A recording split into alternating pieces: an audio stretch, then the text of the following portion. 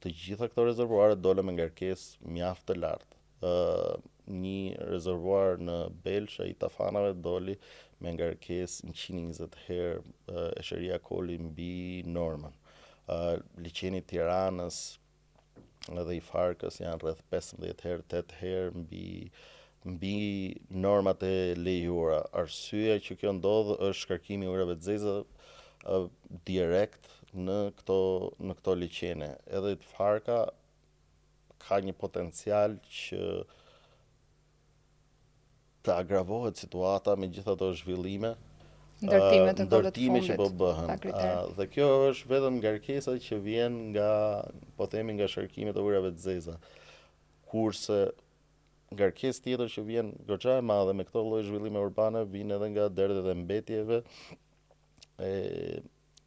dhe mos menaxhimi i mbetjeve në përgjithësi.